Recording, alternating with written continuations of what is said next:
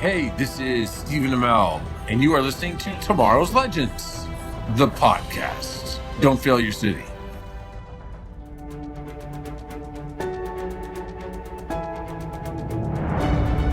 You think you know the story. You've heard it 100 times.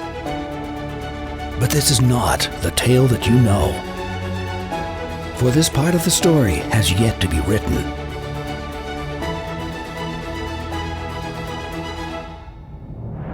Join Flash, Harley, and X-Force 11 as they take the Wave Rider into the near future and check in on some old friends. This is the new adventures of Superman and Lois, as chronicled by Tomorrow's Legends.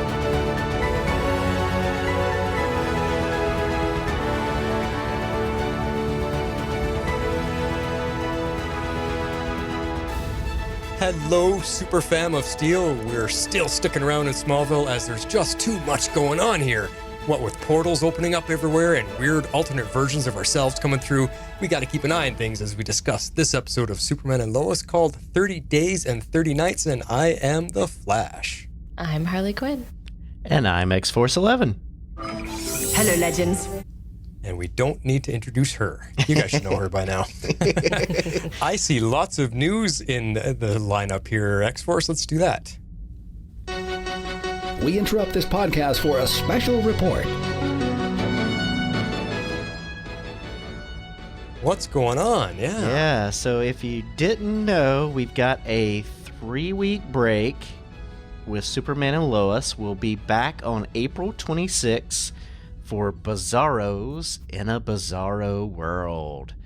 So yeah, we've unfortunately got a little bit of a break. They just finished filming episode 12, so they've got 3 more episodes to film, and so between that and some other stuff going on, COVID shutdowns, we're in for a break, and plus getting into May, which is sweeps, but you know. Okay, so that kind of it makes me feel better. I was complaining last week about these stupid breaks, but if they just finished episode 12, that means Superman and Lois is kind of on a track like the shows used to be, where they would be filming only 3 or 4 episodes ahead of what's being aired. Yeah. Whereas shows like Stargirl, is the entire thing's being filmed and done before it even comes out. So Superman and Lois, that makes a little more sense. They're actually back on normal schedules. Yeah. Yeah, Legends was filmed and done way before it started airing. Stargirl is the same. But Superman and Lois, for whatever reason, has been on, I guess, more of a, quote, like, normal schedule. So, not sure why. Yeah, and Cool. Naomi is taking a break, too. I think they're on the same thing where they're filming just a couple episodes ahead, so.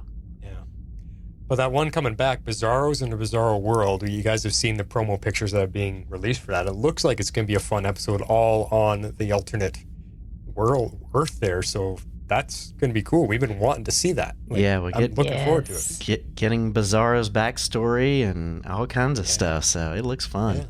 Oh, yeah. I'm sad now that we have to wait 3 weeks because I was waiting all episode for what I only just now realized, eventually realized was going to come in a completely separate episode. Cool.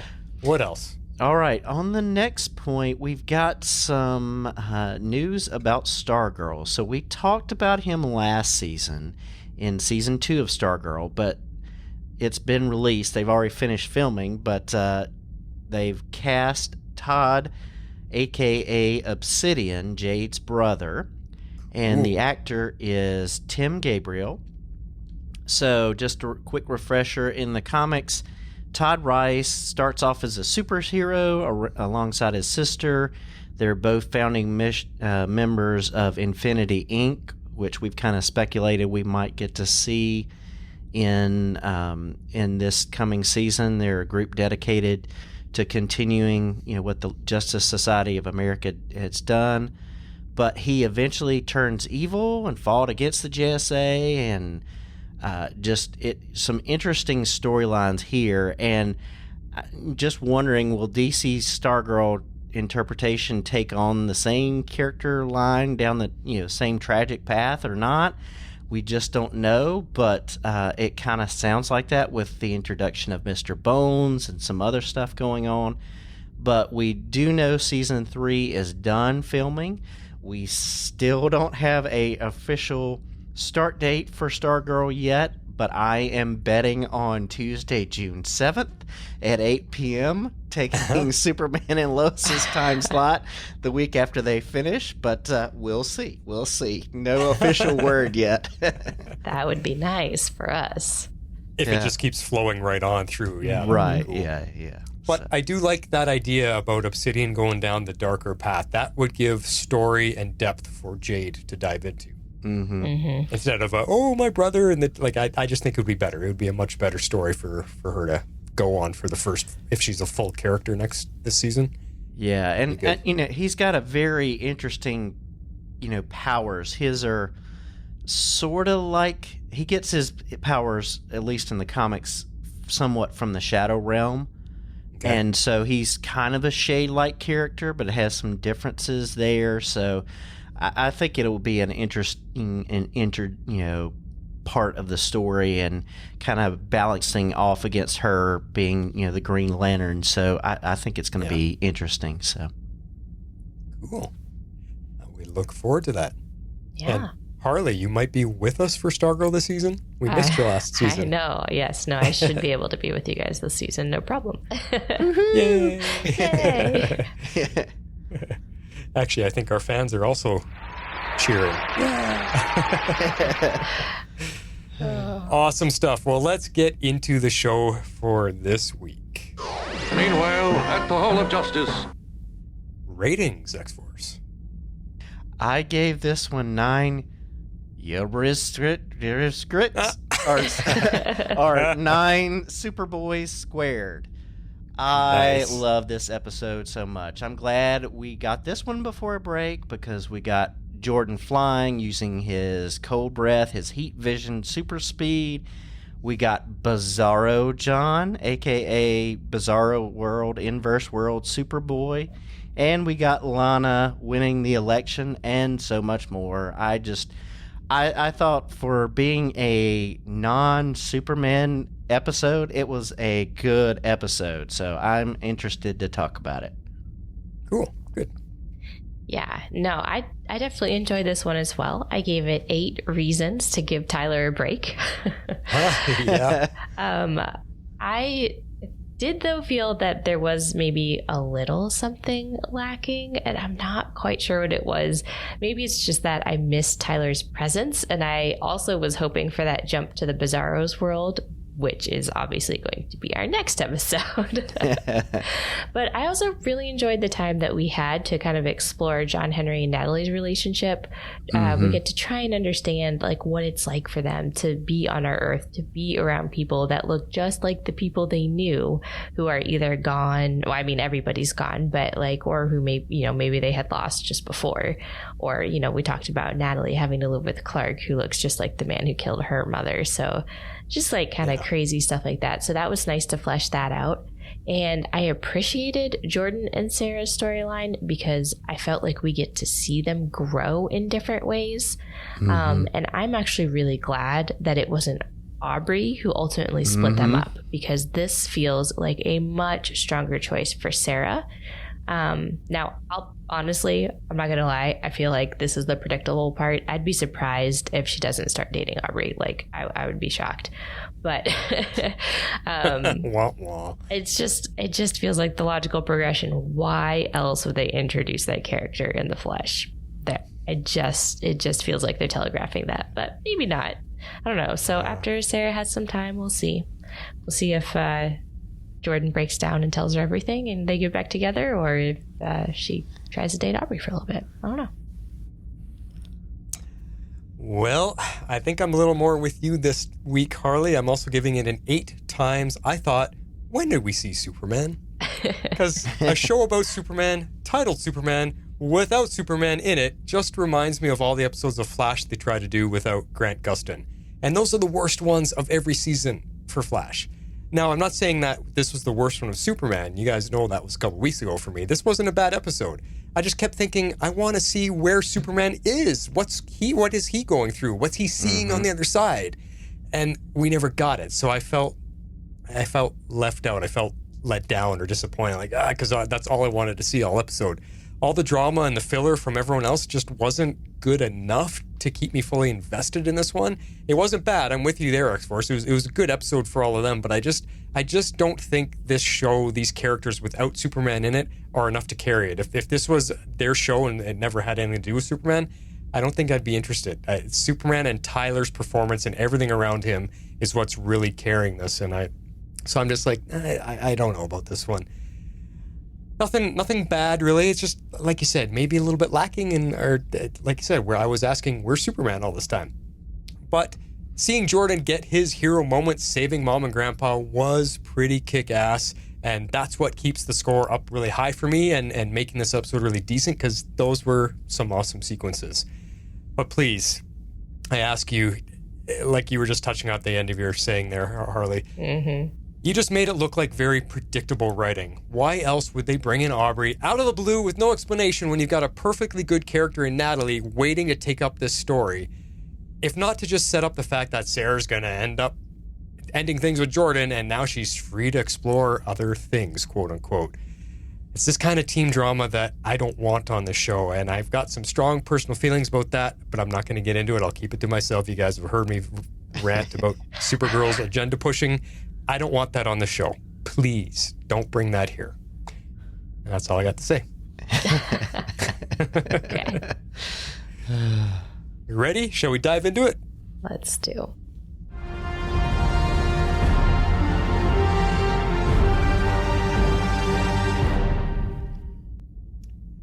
Well, let's get the Superman section out of the way first, because it was unfortunately very small, but we've got a Superman and Alley section. So as I kind of speculated last week on the podcast, Alley had an insider at the DOD. It's, I don't know if it's a lieutenant or whatever, Wu, but Anderson's assistant used Sam's ID to get Alley out. They had repaired the Bizarro suit, and they get her Alley to the mines where she crosses over. And so this was interesting because we speculated a whole lot last week about the pendant. And we have no indication that Alley had or didn't have her pendant.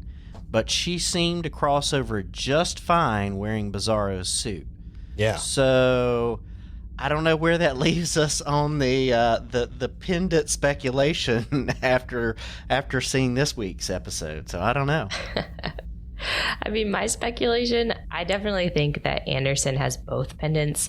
I think he must have had Bizarro's secreted kind of like in his possession, and then he took Allie's when he crossed over. And so my guess is that he needed both of them to give to Bizarro Alley for whatever reason, or for whatever, I don't know, whatever reason she has for needing both of them, because it felt like that's what he was after the whole time. But it definitely looked like the portal was kind of open a bit permanently. It's just that it maybe takes a lot to withstand the crossover, kind of like a black hole. So we were kind of going back to that like black hole theory a little bit. That's kind of how it looked to me. So the pendants, it seems, don't have anything to do with crossing over. What they really have to do with, I'm not entirely sure. So I guess that's yet to come.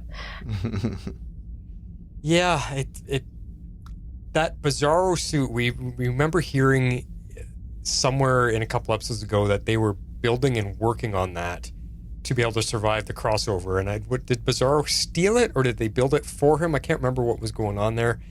So that suit obviously was designed to help them cross over. So obviously on the other side, they know that it's dangerous to try to cross. So they tried to build a suit to survive that.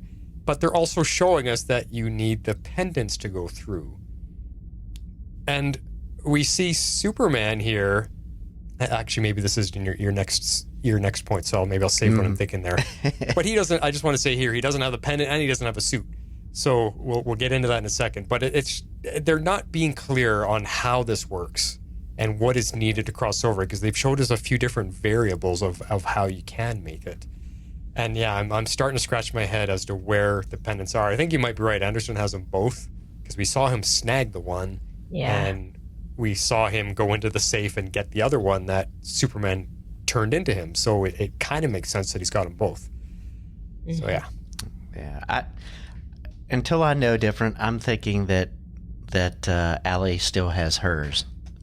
We just couldn't see it because of the suit. But that's just me. We'll find out. I don't know. Yeah. Because is the suit enough to survive coming over? If she doesn't have it, because Bizarro, when he was in the suit, he also grabbed her pendant to come over. So, yeah. Yeah, that's the question. They're making it seem like he needed the pendant, and then, as far as I can tell, it doesn't look like she had a pendant at all, and we know Clark definitely didn't have one, so... Yeah. It's very confusing. So Clark hears the escape and goes to the mines, and Wu tells him he can't go through without the suit. And so here's what I didn't understand. He flies in a circle and stirs up rocks and dust from the mines and then flies through the portal. So I'm just like... I could see, like, if he was, like, putting the rocks around him to build a suit or doing something with the XK. It just was weird because I'm like, why is he just circling to go? I didn't get it. So theories or thoughts about this? I do have one theory, and it kind of goes back to, like, the portal acting almost like a black hole in a little bit of ways, because to me it looked like he had to build up momentum. So I felt like he was flying in circles around and around and around to build up his speed and momentum, so that when he tried to, like, he was almost like slingshotting himself like through the portal. You know how kind of like in space travel you can use planets or other like bodies like the moon, like you kind of go around and you use its gravity to slingshot yourself and like propel yourself on to save like fuel and stuff. So that's what I felt like he was doing to get through, and he gets through like just barely. And what I thought was very interesting about this scene is that we see that as he's going through, his suit and his cape are now all tattered and torn, just like Bizarro's were.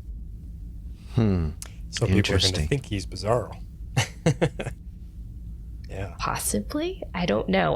Or maybe he ends up being Bizarro in the end. I have lots of weird thoughts that like he's maybe gone back in time and he ends up being Bizarro, but then like Bizarro came through and now he's dead, and it's just like a whole, my brain is going in circles and time paradoxes, and I kind of like went way off the rails. Yeah. So anyways, giving our listeners something to noodle on for the next 3 weeks. Yeah. Holy. So there's my super crazy off the rails time travel theory for you, because like, you know, I have to have one. Yeah. Well, and time travel's fresh in my mind because watching Star Trek Picard season 2, they just did that maneuver, used the sun to slingshot themselves. See, there you go. Back in time. Yay, real science. Which is really cool. And I don't know what anybody else, our listeners, if they're watching Star Trek Picard, oh my gosh, season 2 is like some of the best TV I have ever watched. It is really? So good. Just watched yesterday's episode today. So good. So good. Sorry, we're a little side tangent here. I mean, if you guys were at all a fan of Star Trek Next Generation and the whole dynamic between Picard and Q, it all comes back. It all comes full circle in Picard season 2, and Q is at it again, and he's putting Picard through the test again, and and the performance between those two guys, I have not seen such acting in a long time. It is just jaw dropping. Their performance and the drama and the tension. I have not seen such good TV in a long time. It is amazing. Anyway, back on track here. So, theories of this. So, I got an interesting one. You guys know I love to break these things down, and I think I've got this figured out as to how Superman got across. Yes, he started spinning around the room, flying at Superman speeds and going faster and faster and faster, and he was gathering all the dirt and the rocks and the dust. But I think if you look closely at what was happening, he was gaining, yes, he needed to gain momentum, but at the same time, he was going so fast that he was superheating all of the debris, because as you saw it start to form around him, it was all starting to crystallize and become shards of glass or some type of, gem or glass. So I think like hardened diamond, because diamond is like one of the hardest surfaces in the world, right? So I think he was superheating that from his speed, and everything was crystallizing into this diamond hardness, and then it formed around him like a suit, and then he punched through with all the momentum he had. But even as he did that, you saw that this armor of diamond that he created, even it was still burning away and disintegrating as it went through. So it was like just enough to protect him to get through. So that's what I saw going on, and I don't know if I'm right, but I think I am. So, and now he's through the other side, and like you said, how is he going to come back? Because he's going to have to do something similar or steal the suit from that side. We don't know, but again, it brings me back to I want to see what was going on there. I mean, the last clip of the show was him laying on the ground as he looks to the sky, and you could see whatever he's looking at was reflecting off of his eyes, and there was a red glow, and then it turned to a green glow. I don't know if you guys noticed that. Like the little glint in his eyes. Whatever he was staring at, something bright was coming at him, and it was red, and then turned to green, and then they cut to black. I was like, oh, what is that? And then the music continues on. When they cut to black and the logo comes up, the music's still continuing, and it's just leaving you hanging there. I was like, wow, now that was a hell of a cliffhanger. It was. Indeed. Yeah. Indeed. It was one heck of a cliffhanger, and I'm kind of with you because, like, my problem though is now that he's on the other side in the red sun, like how is he gonna cross over? Because he's not gonna have any powers. Nope, he's gonna be super weak. Yeah, I mean, he used all that energy just to get over. Yep. Yeah. And he's not going to get replenished over there. No. Hope. So Yeah. unless he can go to the DOD or Alley site and they turn the yellow lights on him. That's true. Thinking it's Bizarro. You may have just called your shot. They think he's Bizarro, so he goes to the military and they shine the yellow lights on him. He powers up and now he's good to go. Yeah, that could be. I don't know. A fun twist. Interesting. What do you guys think of my little armor theory as how he punched through? Does it sound believable? It sounds believable. I don't know. I could not tell. I thought what was coming off of him was parts of his suit, but I just don't know. I just watched it, but I didn't catch that, so I may have to go back and watch that scene again. So you will see the shards hardening and becoming like diamonds as they're forming around him. You see it. It starts forming up his arms, but it's like all crystallized and diamond hard, and then it starts to peel away as he's going through. So I think it was a temporary quick fix. And yeah, I definitely missed that part. I thought he was just trying to build momentum for sure. So yeah, but I mean, pretty cool. Smart. Cool yeah, effect. That's cool. Yeah, I mean, he took what he knew from what he witnessed and what people have told him, and he quickly made a solution. Like, okay, this is what I got to do. Yeah, well, that's what he does. It was a good effect. It was cool. Yeah. I mean, that was that was the Superman moment I wanted. We always get one really cool Superman scene, and that was it. That was it. Short and sweet. Yeah. All right. Well, let's jump into John Henry and Natalie because we got more of them this episode. And we see them working on repairing the steel suit, and eventually they get it fixed. And so Henry is filling in as much as he can for Superman since Superman's departure from the reality. And so I thought it was really cool to get to see him doing the lifting the plane up scene and putting out the fires and that kind of stuff, to get to see him being in kind of a little more full steel mode of being that hero rather than just kind of helping out Superman. So I like that a lot. Yeah, it's just cool that he can go in there. It was really cool that he's flying around and helping out. Like he became that hero, and there was that one side character who's like, oh, is there a new Man of Steel? Or there was a newspaper article or something. It was cool. It's cool to see John Henry flying around, getting to be the hero, and people are starting to see that there is other heroes out there. But I couldn't help but wonder, because they're showing world disasters that he was helping. And I'm like, where are the other heroes of this world? Where's the Justice League? Like, why is it only John Henry out there, saving the air carrier and saving the stopping the fire? Yeah. So it was like really cool, but it made me think he's not the only hero on this planet, is he? There is more out there. But, Supposed to be. Yeah. So, Yeah, lots of other folks, but anyway. Yeah. We'll just conveniently ignore the fact that people are not that far away. Yeah. Yeah. But anyway. So, after one of these attempts, Nat is making waffles and failing miserably. And she is very upset with her dad, and we find out why, because the date is the anniversary of their Lois's death, and John Henry does not seem to remember, and this just throws her down a bad path. Yeah, I know she's a teenager, but I found her a little bit on the annoying side this episode. She wasn't listening to her dad and trying to understand or even put herself in his shoes. She was just flying off the hilt with her emotions and acting like a kid, And so it did kind of bug me, but I know it does make sense. When you're a teenager, you see things in a certain perspective, and, you should always remember Mom, no matter what. Like, why would anything else come into play? Well, guess what, Natalie? As you grow older, you're also going to forget, and you're also going to have other things come up. So, it give and take there.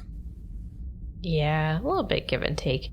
I mean, she may have been like a little bit over the top, but I do feel like it was warranted given it was the anniversary of her mom's death. So I know that was kind of hard. Has it been... How many years has it been? That's my question. Has it only been Yeah. the one year? Like, is this like the first anniversary? Because that would kind of make more sense of why she was as upset as she was. We just don't have that timeline. I don't know. If the fact that John Henry is trying to move on, I would say it's been a couple years. Not like 10, 12 years. I'm thinking maybe 3 or 4 to 5 years, maybe.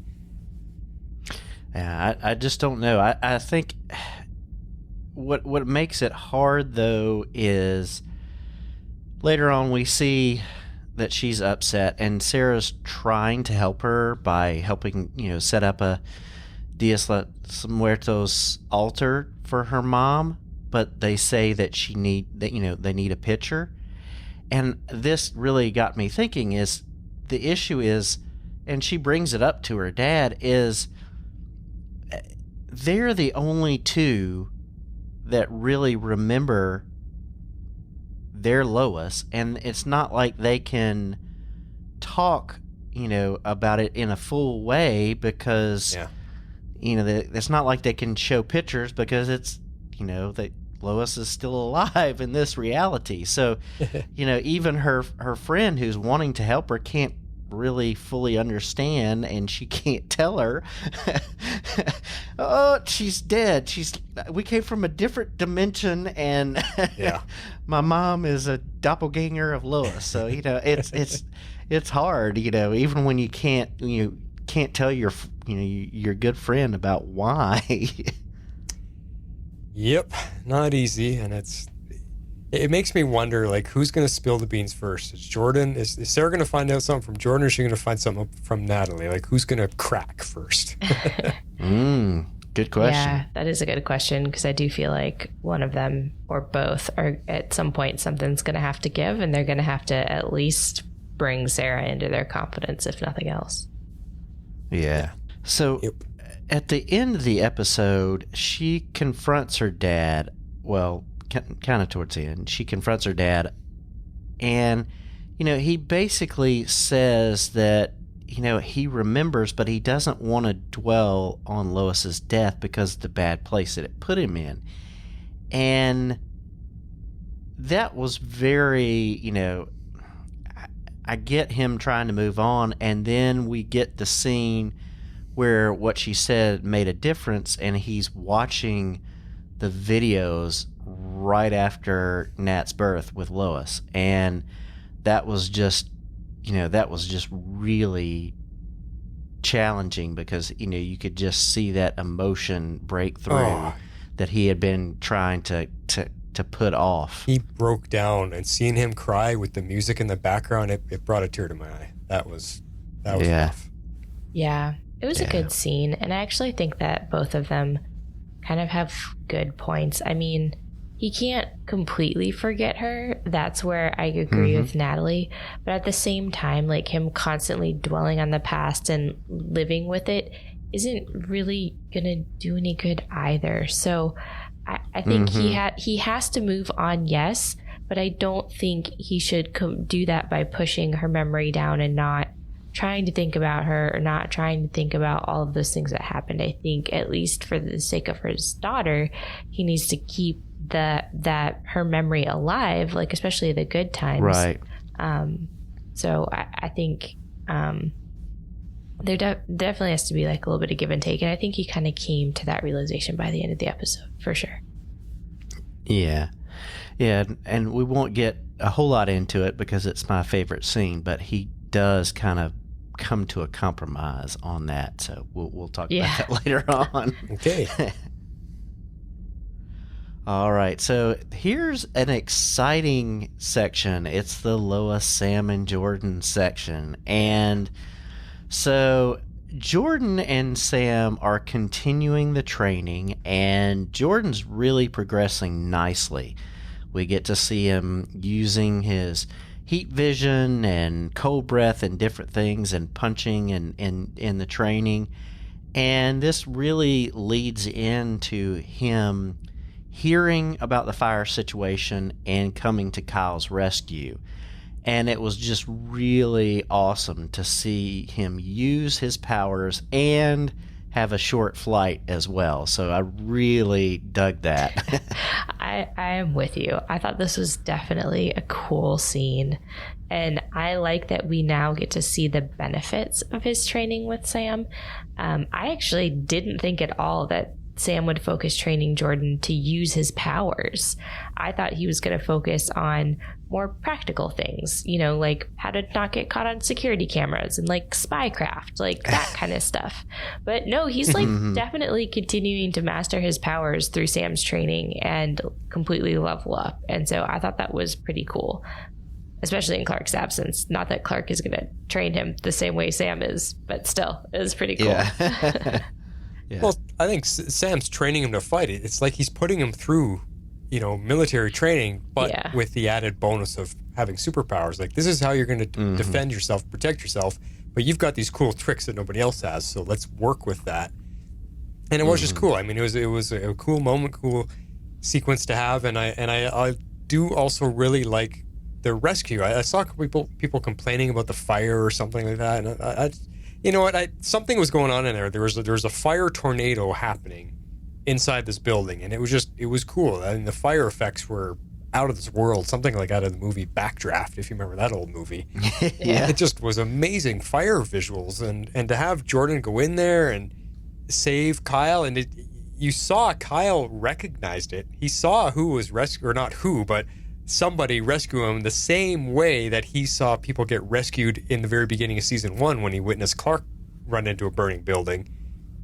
He knows there's so I think you could see the recognition on his face that he's connecting the dots, like, hey, I've seen this before. And so I don't know if that'll lead to anything, but just to have Jordan using all of his abilities to their potential now and starting to, he's like, I can do this and this and this. And he's starting to figure out in the heat of the moment, fire, how to put things together and use what he's got, use his skills to the best advantage, which is really cool. And it reminds me too, I meant to say this at the top of the show. Right before we started recording, I just finished watching the original Spider-Man movie with Tobey Maguire. And I forgot how good that movie was. That is one of the best Spider-Man films. It's such a good, best superhero films. It's all around really good. But anyway, it reminded me of that scene because there's a scene when he's just getting a sense of his powers and he swings into a burning building and rescues a baby and rescues other people, and the cops want to arrest him and the people are cheering for him, but he's like learning his abilities as he goes to figure it out. I was like, wow, that's right out of Superman. The scenes are very similar. That's what a good place what a good training grounds, a burning building. See what you can do.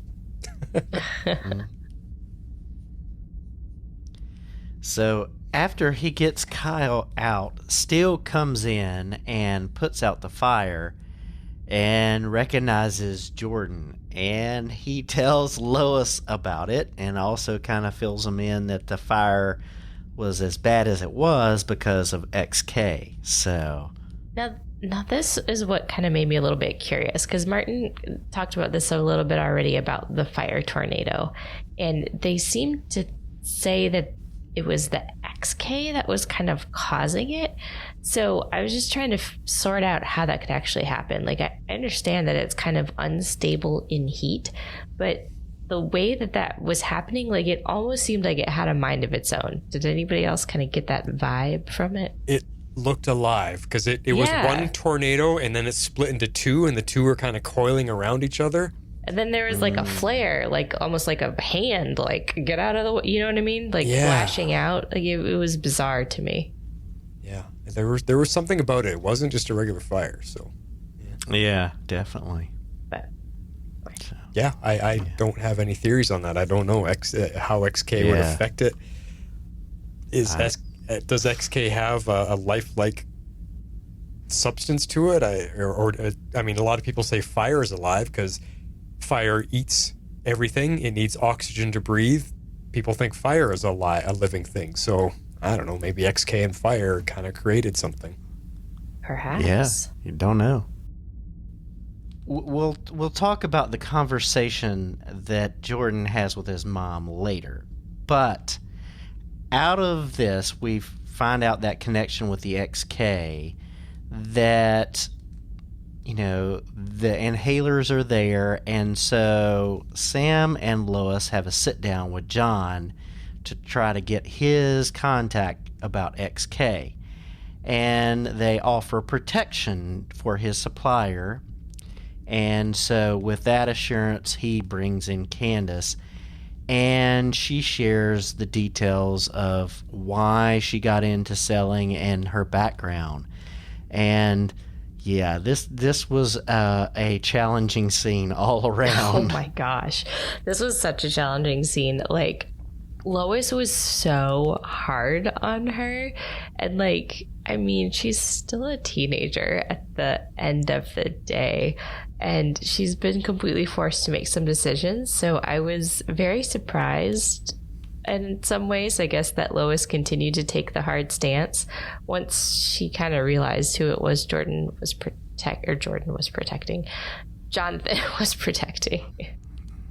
Mm-hmm. Yeah, but she's the mother hen. She's the protector of the family. That's she's the one true. that keeps all the stuff together. So when it does, I don't think it would have mattered who it was that came in there, but I think she was even harder because it's like, wait, you used your relationship with my son, that you took advantage of that, and you got him on XK, and you got him to push it, and you got him to, like, you're the reason that ruined my son's life. His life is ruined right now because of you. So I think she's just playing mother hen, and she's coming at her.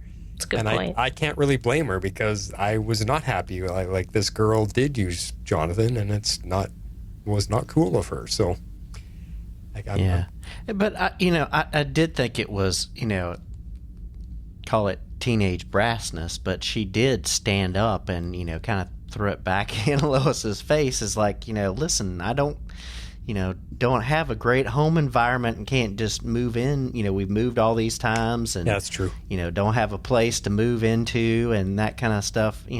So she is, not justifying, but at least like standing up to Lois. I'm like, okay, you go. Yeah.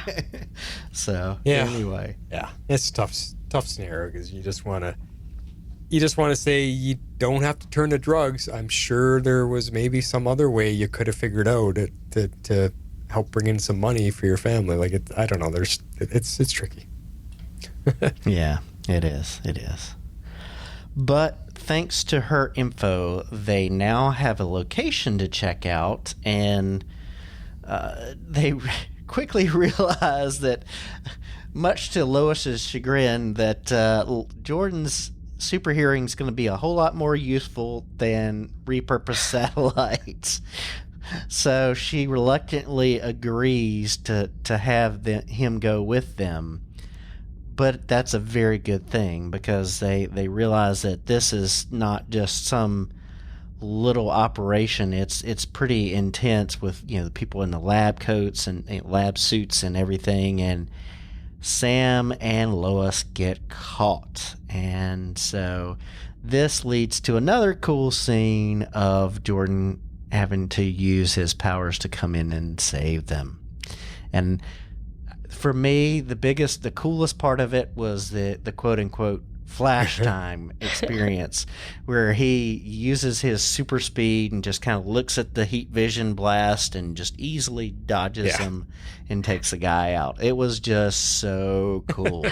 It was cool, but we've seen it before. We've seen it in every instance of the Flash, and that almost exact same scene in the Justice League movie when Bruce Wayne throws a couple batarangs at Barry in his apartment there. Barry does it's almost scene for scene the exact same thing. As the batarang flies by, he steps to the side, whoa, and then he pulls it out of the air. It's like, it was cool. I mean, what I like about it is that we're getting this level of special effects on our TV show. That's what's cool to me. Mm-hmm. But the whole rescue, this whole sequence was just really cool. It was just fun to watch and see him study the situation, figure out what he's got to do, and then he comes in and do it. And I'm just glad Lois finally allowed him. Like, you guys are about to die, and then they're like, Jordan, come get us. It was kind of funny, but yeah, good stuff. Yeah, no, I agree. I think this scene was actually my favorite of the episode, but we can't really play it because it's completely visual. Yeah, I'm with you there. Yeah, no, I don't know why.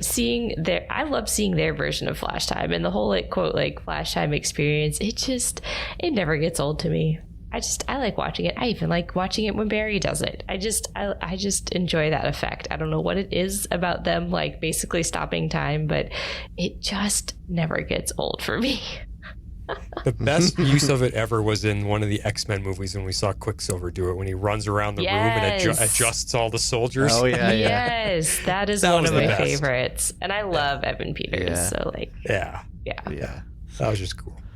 Did you guys also notice at the end of this scene, the Superman theme is subtly playing in the background? Oh, I didn't catch that. Loved that was touch. Good. Told you, Superboy, he's here. Yep. Well, like Jeff says, we get two Superboys. Yeah. All right, so let's talk about Jonathan a little bit, because he is feeling the effects of his dad's absence in a different way than his brother. He is very upset that his dad is angry at him, and he doesn't know if he can make that right, if he's going to have the opportunity, if his dad's going to be back to make that right. So here he is, left with feeling like he's disappointed in his dad, he's let him down, he has no way to make that up. And I really appreciated the way that they brought that up in this episode, and how he kind of conveyed that to his brother. Yeah, no, there's some good scenes for Jonathan in this one, because he's being the only normal one left and having to turn XK to try to feel special and all that, and having his dad upset with him when he used to, like I've said before, he used to be the golden child. And him and his dad, I think, used to be real buddy-buddy. It was Lois and Jordan. Lois was always at Jordan's side when he's going through his mental issues. She's the one that was there for him. So Jonathan had Papa Clark, and they were the buddies. So I think to have lost that and know that your dad is mad at you, and that feeling like, okay, he's been gone for 30 days. He's been gone a month. And I don't know if he's ever going to come back, and I don't know if I can fix whatever is wrong with us. I mean, that is definitely hard on a boy that just essentially lost his best friend. Yeah, that's true. That's a good point. I felt bad for him. Mm-hmm. And then you follow that up, he is trying to help out on Lana's campaign, and he basically gets run out of the room because everybody, including the coach, is mad at him for costing them the season. Yeah. They don't even talk about the other guy. It's just your fault, dude. Yeah, I'm like, okay. He's the one that got caught, right? So Well, they both did, but like he's more visible. So Yeah. It's a tough scene for him. Anyway. The whole town against you right now. Yeah. Sucks. Yeah. Yeah, but we do get a little bit of happiness there at the end where he's, happy that he's protected Candace and things are getting cleared up. And then we get this interesting scene. He gets a headache when walking her home. And I thought this was going to be his powers activating. But no, it's Inverse John, a.k.a. Superboy, complete with the outfit from the comics, the leather jacket and everything, crossing over into our world. Yeah. And I wonder how many people didn't make that connection, because you might not think of it at first until you see the other John come through at the end. That's when you're thinking, oh, wait a second. If you remembered that the headaches were being caused by the two of them being on the same world. So, yeah, it was cool. It was a cool moment for sure. Because I thought, too, oh, wow, okay, something's happening. He is breaking through, but doesn't seem so. Yeah. So there had been some spoilery photos out there of the actor in this costume. And I was thinking I'm thinking, okay, he's going to make a turn and be a bad boy. He's going to get his powers and be a bad boy. But no, he's playing another character, another version of himself. So that's Which very is good. cool. It's a good twist. It's a good twist. Yep. So he comes, the inverse version comes to the farm, and this was very interesting. He starts to talk with Jordan and Lois in the normal reverse speech, but he pauses And corrects himself. and he starts speaking normally for them and tells them that Superman failed. And I'm like, Wait a sec. wow. How did he do that when Bizarro couldn't do that? Yeah. I mean, like, what's going on here? It makes you wonder if he's crossed over before to have learnt that ability. He's got to have learned it from somewhere. It doesn't make sense otherwise. We saw that, Mama Clark had to use her science to help Bizarro speak normally. So, Right, yeah. Mama L had to do that. So, yeah, that was... So hopefully they don't wash over that. I hope they explain that.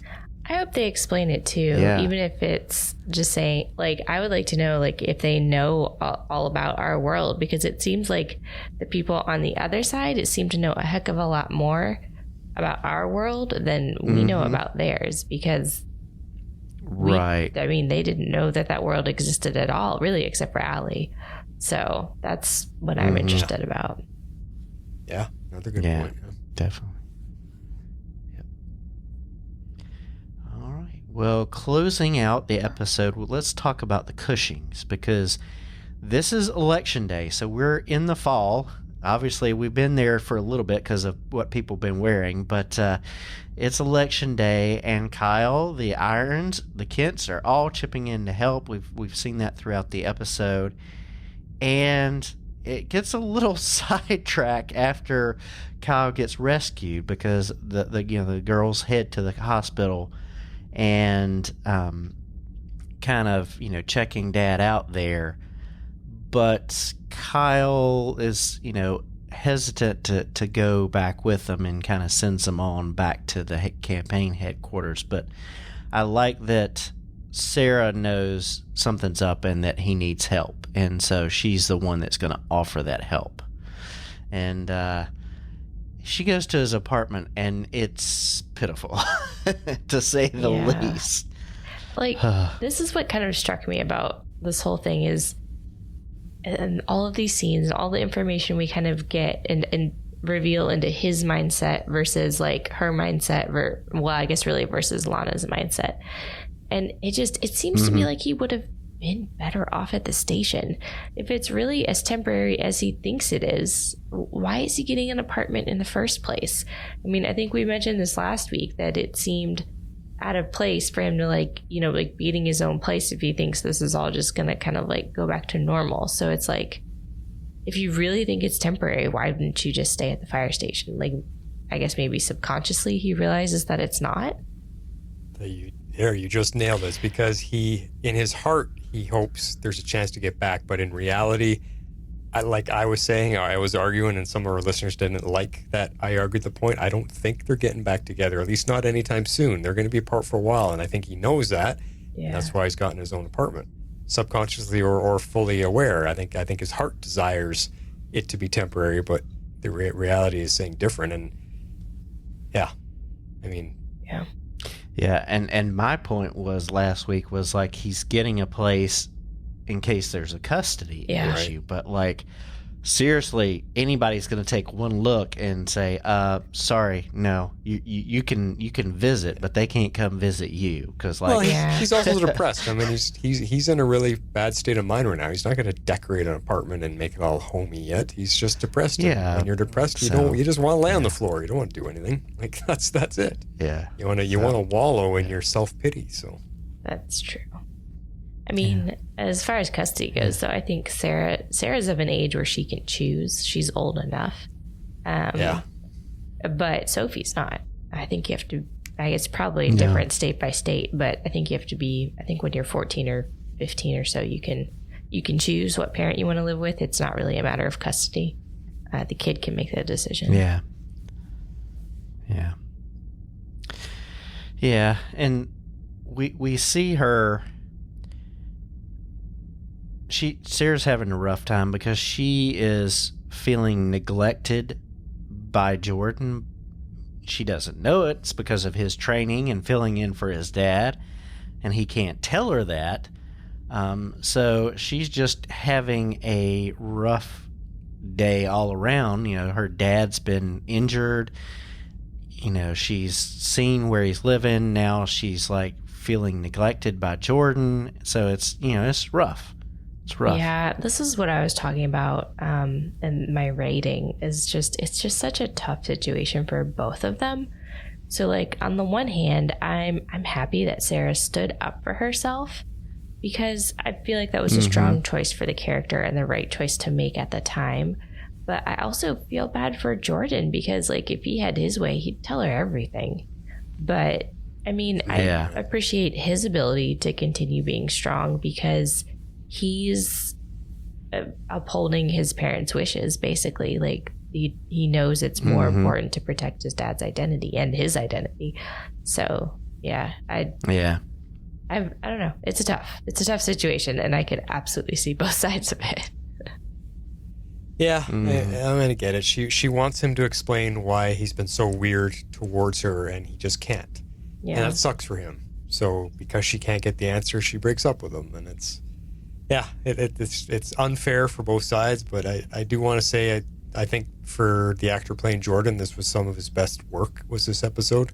He's finally seems to have been able to get into the role and express, because he's been so stiff and so box-like. In this episode, he finally seemed to just open up a little bit and have a little more animation to himself. So it was good. Yeah. And so we see Sarah and Kyle kind of comforting each other and having a father-daughter night, and they'll deal with the issues about Lana and Jordan tomorrow. So that was nice to see them, having that little bit of bonding. And, so that's nice for them, and needed. And this comes after Lana wins. So at least we've got a better mayor in Smallville right now. Yes. I was happy that the election stuff didn't get drug out the whole season. I was a little worried for a while it was going to drag out. And I'm happy that she won. I think that's what we were all expecting to happen. But now I don't think it was going to go any other way. I don't think so either. But now we get to see her in that position. But it cracked me up that the numbers, her campaign person got the count. So basically there's 100 voting In adults Smallville. over 18 Yeah. in Smallville. Because I'm like, oh my goodness. Like, she's got, this big map of the precincts and stickies up there. And I'm like, all that, and there's 100 people. Because it was like 53 like, to 47 or something weird like that. Yeah. Yeah, exactly. I did not put that together, but that's hilarious. Yes. Yeah. Oh, man. Yeah, we saw that coming. I mean, I don't see that the story could have gone any other way if the other guy won again. It would just dead end Lana's entire storyline. Right. So. Exactly. Mm-hmm. Yeah. All right. Well, there you go for our discussion. It is time for favorite scenes. Shape out an eagle! Harley is up tonight. I am up first, and I took a confrontational scene as my favorite scene. I've called this Playing Hero, and we can talk about it after we listen to it. Mom, I have to tell you something. It is too late. I already know. Wait, you can't get mad. I didn't even have a chance to explain. What about before you left the school? You were busy talking to Mrs. Cushing. That is such a load of crap, and you know it. Fine, but I didn't have time to argue with you. About whether it was okay to run into a burning building? About whether it was all right to save Mr. Cushing's life. Did you know there was X-kryptonite in there? So what? I couldn't just let him die. If John Henry hadn't shown up, it could have been you who died. John Henry was late. He didn't save Sarah's dad. I did. You are not a superhero, Jordan. You're a kid. Well, Dad's gone. And no one knows if he's coming back. I know how hard this is for you. It's really hard for me, too. Stop telling me to act normal. None of this is normal. That's why it's not a very good time for you to start playing hero. That's exactly why it's the right time. That's why Granddad's been training me. He has been what? Because people need my help. That is not up to you to decide. Well, I don't need your permission. Under my roof? Yes, you do. Not when I'm the one with superpowers.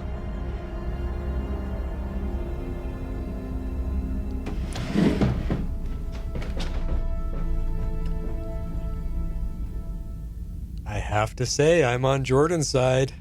Lois is not in the right in this moment. Jordan's got it.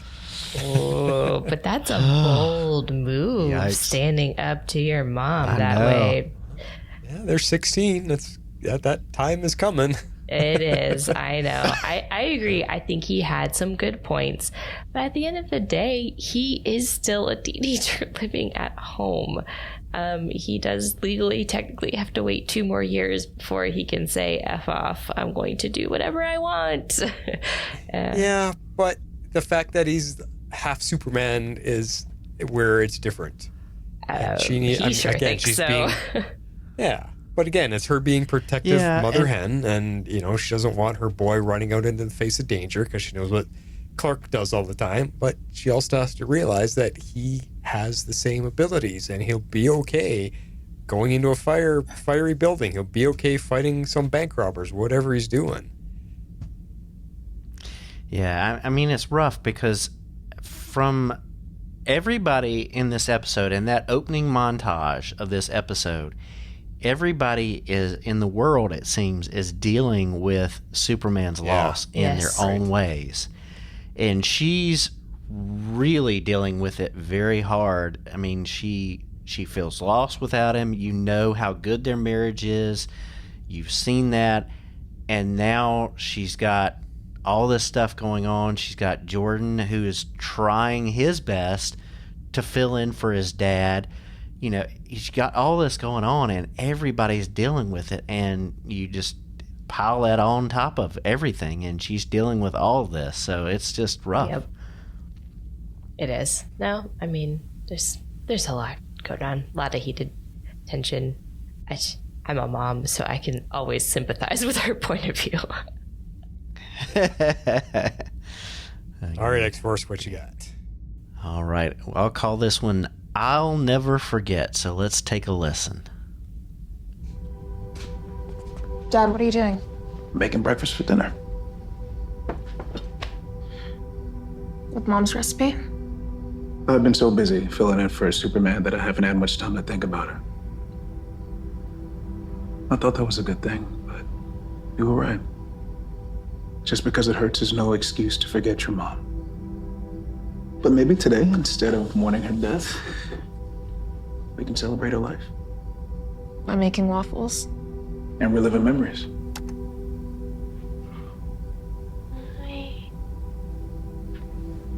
She's perfect, isn't she? Oh my God. I was so tiny.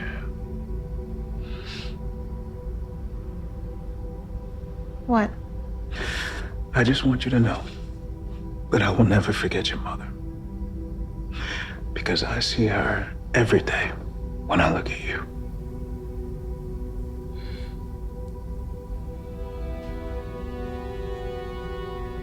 I love you. Love you too. Good man.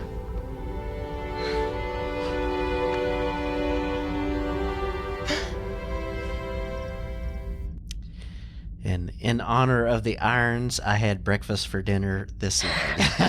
Didn't have waffles, I had pancakes. But anyways. Nice.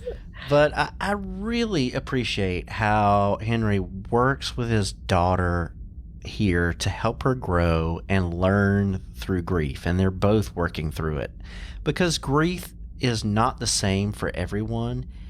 And how he grieves and remembers is not the same for Nat. But he is hearing her, and he is there for her, and he's giving her some tools to help her walk out the grief. And those are important things that he does as a father. And so I just really appreciated this moment between the two of them. Yep. Perfectly said. I agree. I agree with everything you just said. It was a really touching scene. I'm glad you picked it. Yeah. It was good. And mine comes a little while after that. I'm taking the very final scene called Not Our John. Hey. Find a new spot. Brooding on the porch is my thing. Sarah gave this back to me. I'm sorry, sweetie. I don't know what to do. Sometimes with heartbreak, you just have to feel it.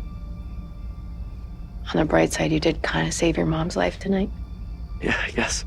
Hold on. I think that warrants way more enthusiasm. It's kind of hard for me to watch you guys grow up so fast. Sometimes it feels like you guys were running around in diapers just yesterday. But I do want you to know how proud I am of the hero you are becoming. So's your dad. Hey, look. John's home.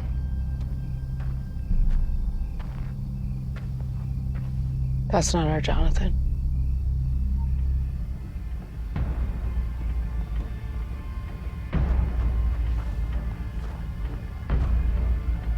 Where's Clark? Zooey. He was too late.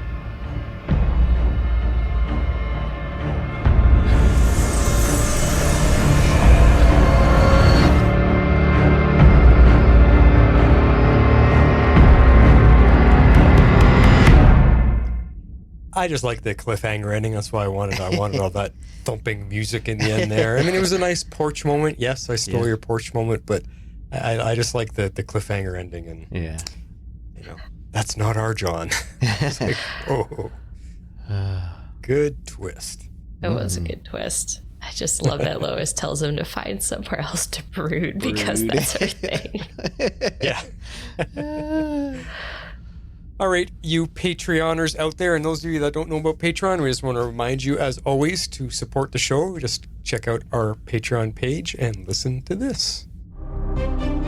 If you'd like to support our podcast, you can do so at our Patreon page at www.patreon.com/tomorrowslegends. And about that, we got no extra questions in tonight, guys. Nobody thought of anything, any extra content to add? So that, I don't know what we have. We don't have anything to record, do we? For extra stuff? No. Not this week. Yeah. All right. Well, let's get into feedback then, because that's always fun. If you don't dial, it will cry like a violin.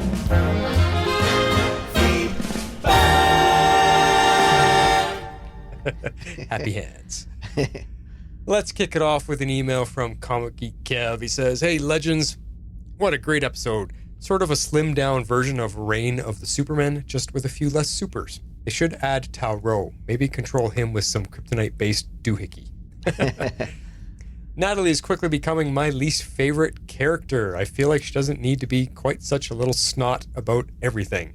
It flies in the face of how smart and capable a person we know she is. She's pretty much the only character I'm not liking. The scene with John Henry watching his Lois and Nat was heartbreaking. Great job, Wool Parks. Mm-hmm. Yeah, see, that's what I'm saying about Natalie. She they were just a little bit on the edge of annoying this time.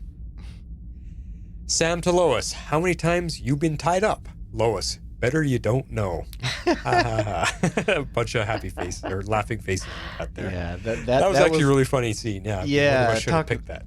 Talking about the knots and she knows the knots. That was hilarious. I didn't even think of that one when I was looking for a scene. I should have used it. It was a good one. Yeah. Jordan has that uppercut down to a science, and it was cool to see him coming into all the facets of the powers he has. The speed vision, or whatever it should be called, was a nice effect shot, and his reaction to realizing what was happening was great. So is he invulnerable or what? I'd like to see that cleared up. And I'm not sure we can call what he did flying. After all, back in the day, Superman couldn't fly. He could literally leap tall buildings. Flight didn't come until later. Good point, Comic Geek Kev. That was probably just a powerful jump through the window. Now that I think about it. Maybe Jordan is just leaping through tall windows. But I do like him discovering new abilities and having to work with them. Unlike in Smallville, where Clark seemed to master every new power within a single episode. Good point. While I wasn't surprised that Lana won, I could see that going either way, but I'm glad she did. I won't be surprised to see some accusations of election fraud. Yeah, who knows? I feel like Sarah is being a bit of a turd. After what she did to then break up with Jordan. He literally had family stuff, and as someone going through her own family stuff, she should be more understanding. That's actually a very valid point. Seems like Kyle is in no position to be giving relationship advice. Maybe now Jordan will realize Clark was right to tell him to wait to let Sarah in on his secret. But I'm going to guess they'll be back together before too long. Okay? As much as I love this show, there are still parts that fall prey to CW drama. Yes. And although we don't see much of Clark, the effects of him building up speed, I'm assuming, and going through the portal were very cool. It looked great, and the look of the determination on his face said it all.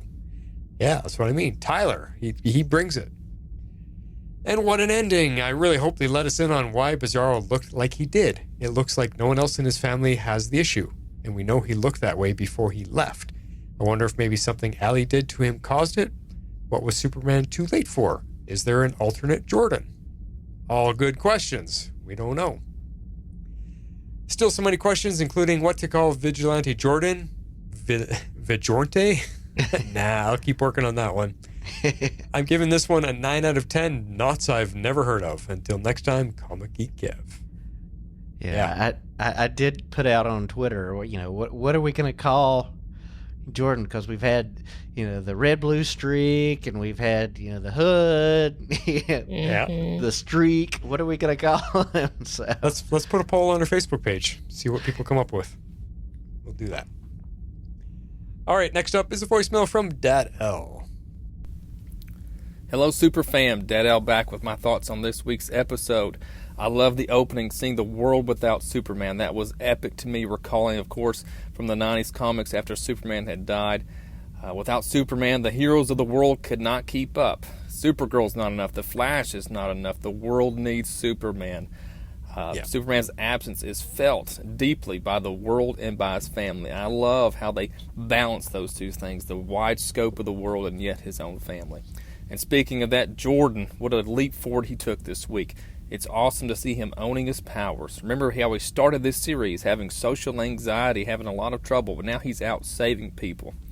Another great thing this week, Will Parks brought his A-plus acting game. The way he broke down watching those home movies, wow, what an acting performance.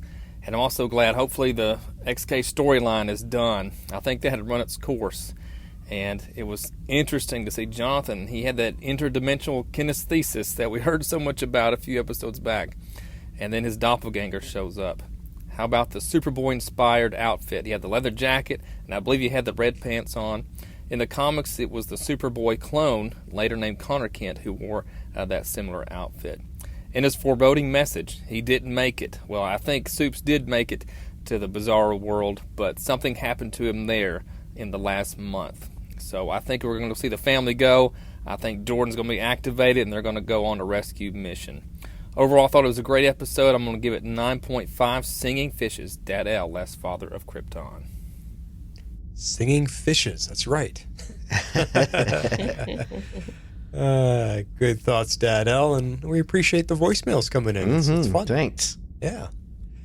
Last up for this week is Perry White. Hey fam of Steel, it's Perry White here with feedback for Superman and Lois's episode 30 Days and 30 Nights.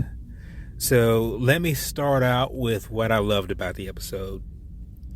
I love Jordan flexing more of his heroic muscles, and I like the conversations that he and Lois had about that. I thought those discussions were real and well-intentioned on both sides. So let me talk about what I liked about this episode. I like John Henry and Natalie having more to do. And I know that some folks might feel like Natalie came off as whiny just a tad. I don't think that way at all. But I like the fact that it's important to her, and she wanted to make sure it's important to John Henry that they keep the spirit of their mother alive. From the flashbacks we've seen, that's been what drove them to do what they did, and getting to this new Earth, this new place that they are at now. It was easy to see from Natalie's perspective that it felt like John Henry sort of just moved that to the side, pushed that to the side, and moved on in such a way. And I think it's important that Natalie reminded him, and that he came face to face with that her spirit and what she was about deserves more than that. So I really like that they dove into that a little bit. So let me talk about what I hated about this episode. And hate is such a strong word, so let me just say what I didn't like. I didn't like Sarah's choices in this episode, which was sort of a carryover from the last episode.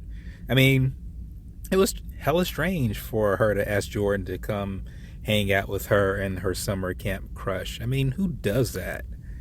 Then in this episode, she's giving Jordan crap for not being there for much of election night. I mean, he told her that he was out handling family business. And yeah, I know relationships are about sharing and that sort of thing, but sometimes there are things that you're dealing with that either you can't share or you don't feel comfortable sharing, and the person that you're with should give you sort of the space to sort of, figure that out, right? But, I mean, it just seems like after she got that questionable advice from Kyle about, how you need to put your partners first, which was a failing of his, that doesn't necessarily mean that it's going to be a failing for someone else. But basically that's the advice that he gave Sarah, and she essentially took it to heart, and she turned it around and used it on Jordan to break up with him. I just didn't like that choice for her character at all. And then, of course, she goes and breaks it off. And, ask me if I'm really, really sad about that.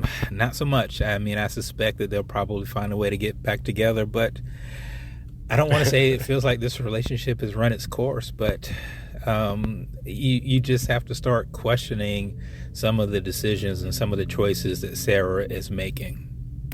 Well, all right, so let's talk about what I am looking forward to. And of course, man, I can't wait until we get our next episode where we get to see more of Bizarro World. I mean, I have all kinds of Star Trek Mirror Universe vibes going on when I saw the tease for that. And by the way, Deep Space Nine had the best Mirror Universe episodes. followed by Enterprise, and then the original series. I kind of sort of wish the Next Generation had done that, but oh well. Okay, so let me talk about sort of what confused me about this episode. All this sort of talk about the inverse world and merging with our other selves and that sort of thing. So is the portal, once it was open, is it always open now? Do you have to wear some sort of suit to cross over? Do you absolutely positively have to have the pendant? Because in the episode before, we saw those folks that crossed over and the thought was that they died. And then, of course, in this episode, we see Allie crossing over, and I don't believe she had the pendant. And the guess is, obviously, she survives. And I'm just really kind of confused about how all this is supposed to work. And is it a situation where you can, quote unquote, only merge with your other self if you have the pendant? Because we've seen people come across to the other side and they didn't, quote unquote, automatically merge with their other self. So I'm just sort of confused about, or wondering about, exactly how that works. Maybe you guys have a really good theory for that, an explanation, and I look forward to hearing it. Anyway, this has been Perry White, making his deadline as per usual. I'm out. Responses, guys? Yeah, I think there's maybe a draw between the two characters, the two people, if they come close to each other, but it's intensified with the pendant because it's not as strong without the pendant, because we saw that with Superman and Bizarro, of them being drawn together. Yeah. And so I think there is some draw, but not nearly to the intensity. And I think if both people had the pendants, you couldn't stop it. So I that's what I'm thinking. Yeah, I think I'm with you there too. Sounds good. Yeah, there's definitely something to the pendants. I don't think we've quite figured it out, but I think what Jeff kind of outlined is I'm kind of on board with. So we'll just have to see. We might learn if the next episode is on that other world and that's where the both pendants are, or maybe we'll get some scenes with Allie and what's his name? Anderson. So yeah, we'll have to see. Yeah, we will see. I mean, what is attacking Superman? He's laying on the ground and something's coming at him. So what's coming to get him? Is that Anderson hopped up on, more XK on that side? We'll find out. Yeah. Good stuff all around, guys. If you would like to join the show, the rest of you out there, we got a few weeks off, so I guess you don't have to worry about it for a little bit. But if you would like to join the show, listen to this. If you would like to be a part of the show, you can send in your feedback to Tomorrow's Legends Podcast at gmail.com. You can also reach us on Twitter at Tomorrow's Legends. We'd love you to join our Facebook page at facebook.com/groups/Tomorrow's Legends and become part of the community.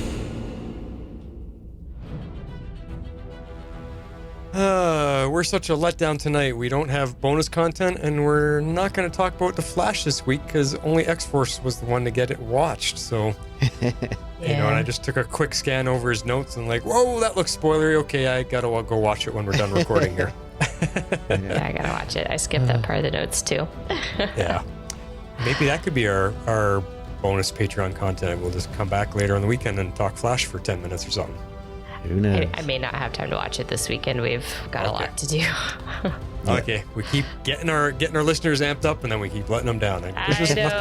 I'm sorry. We're at the tail end of our renovations, and we've got some stuff we got to take care of. All right, Plain Jane episode this week. Yeah, but if you're looking for extra content, you can join our friends over at Dive Into DC. Their first ep of the Batman review is out, and now their second episode of covering the first part of Naomi is out, and then they're going to be in a couple weeks covering the HBO Max series DMZ. So check them out.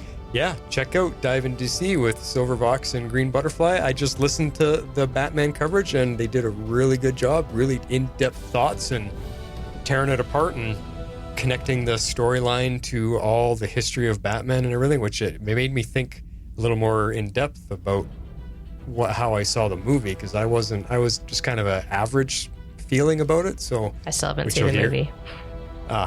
You'll hear my ranting review on their podcast. So okay. But yeah, but they did really good. So, good job, guys. Good sound quality and all around. So it's really, and they're looking for feedback too. So you guys want to send in feedback to them as well. They'll definitely respond to it on the show. They do really good at that. So yeah, you've got a couple weeks to get in feedback on DMZ. So cool. There you go, guys. Well, that is all we got for you. We'll be talking to you in a few weeks. So everyone have a good hiatus break. This is The Flash signing off. This is Harley Quinn. I'm out. This is X-Force 11. So say we all.